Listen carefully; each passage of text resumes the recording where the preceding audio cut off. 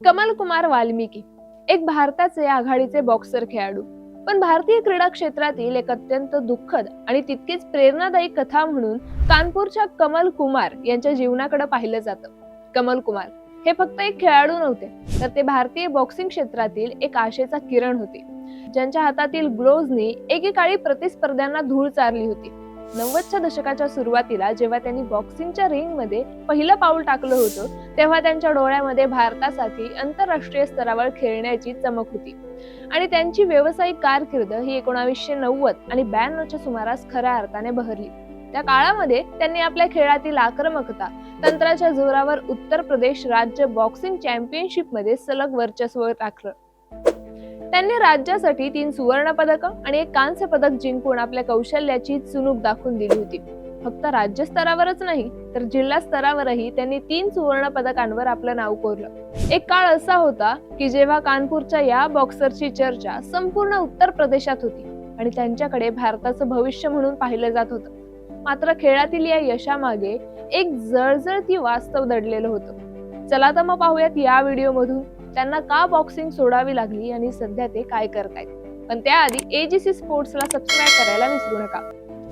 कमल कुमार ज्या सामाजिक आणि आर्थिक स्थितीतून आले होते, तिथे खेळाला पाठिंबा मिळणे एक मोठी गोष्ट होती. एका खेळाला लागणारा पौष्टिक आहार, सरावासाठी लागणारी साधने आणि स्पर्धांच्या ठिकाणी जाण्यासाठी लागणारा प्रवास खर्च उचलणे त्यांच्यासाठी अशक्य गोष्ट होती. पण तरी त्यांनी हार मानली नाही. त्यांनी अशा परिस्थितीत सराव सुरू ठेवला जिथे त्यांना 2 वेळचं अन्न मिळणंही कठीण होतं. त्यांनी आपल्या आयुष्यामध्ये अतोनात मेहनत केली. सकाळी लवकर उठून सराव करणे, उरलेल्या वेळात कुटुंबांना हातभार लावण्यासाठी मिळेल ते काम करणे हा त्यांचा नित्यक्रम होता. त्यांना या मेहनतीमधून पदकं मिळाली, नाव मिळालं, पण ज्या आर्थिक स्थैर्याची गरज होती ती मात्र कधीच मिळाली नाही. भारतासाठी राष्ट्रीय स्तरावर पदक जिंकूनही त्यांना शासनाकडून कोणताही ठोस असा मदत किंवा नोकरीची संधी प्राप्त झाली नाही आणि ही भारतीय क्रीडा व्यवस्थेतील एक मोठी त्रुटी मानली जाते. कमल कुमार यांना बॉक्सिंग का सोडावं लागलं हा प्रश्न आजही अनेकांच्या मनात चटका लावून जातो. त्याचं उत्तर त्यांच्या प्रतिभेत नसून त्यांच्या गरिबीत दडलेले.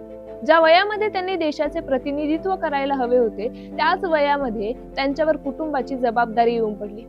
राष्ट्रीय सुवर्ण पदक विजेते असूनही जेव्हा त्यांना आपल्या मुलांच्या शिक्षणासाठी आणि अन्नासाठी वणवण फिरावे लागलं, तेव्हा त्यांचा संयम सुटला. खेळाचा सराव करण्यासाठी लागणारा वेळ आणि पैसा यापेक्षा कुटुंबाला जिवंत ठेवणं हे त्यांना अधिक महत्वाचं वाटलं आणि कोणत्याही सरकारी मदतीशिवाय आणि रोजगाराच्या संधीशिवाय त्यांनी जड अंतःकरणानं आपल्या ग्लोव्ज खुंटीला टांगले आणि रिंग मधून बाहेर पडण्याचा निर्णय घेतला. हा निर्णय त्यांच्यासाठी फक्त खेळ सोडण्याचा नव्हता, तर त्यांचे आयुष्यभरचे स्वप्न दफन करण्याचा होता. आजही कमल कुमार यांची परिस्थिती पाहिली तर कुणाचेही डोळे ओलावतील.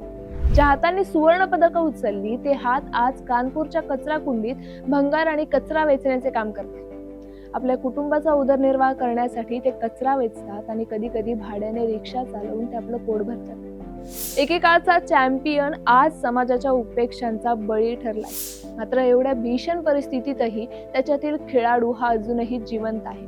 ते सध्या आपल्या मुलांना घरच्या अंगणामध्ये बॉक्सिंगचे धडे देतात. स्वतःचं स्वप्न पूर्ण होऊ शकलं नाही तरी आपल्या मुलांनी देशासाठी खेळावं अशी त्यांची जिद्द.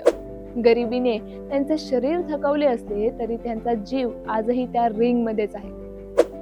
कमल कुमार यांचं आयुष्य हे फक्त एका व्यक्तीचा वैयक्तिक लढा नसून तो आपल्या व्यवस्थेला विचारलेला एक प्रश्न आहे. एका राष्ट्रीय स्तरावरील सुवर्ण पदक विजेत्याला सन्मानानं जगता येऊ नये हे कोणत्याही देशासाठी लज्जास्पद आहे. त्यांनी भारतासाठी दिलेलं योगदान हे केवळ पदकांच्या संख्येत मोजता येणार नाहीये, तर त्यांची प्रतिकूल परिस्थिती, जो संघर्ष त्यांनी केला आहे तो अतुलनीय आहे. सध्या ते अत्यंत हालखीच्या परिस्थितीत जगत असूनही त्यांना एका छोट्याशा कर्जाची किंवा सन्मानजनक रोजगाराची अपेक्षा आहे, जेणेकरून ते आपल्या मुलांचे भविष्य घडू शकतील. कमल कुमार यांची कथा ही आपल्याला सांगते की मैदानात जिंकणे सोपे असतं, पण आयुष्याच्या रिंगणामध्ये गरिबीशी 2 हात करणं किती भीषण असू शकतं त्याचं उत्तम उदाहरण म्हणजे कमल कुमार. आणि त्यांच्या या संघर्षाची दखल घेणं आणि त्यांना मुख्य प्रवाहात आणणं हीच त्यांच्या खेळाप्रतीची एक आदरणीय श्रद्धांजली ठरेल.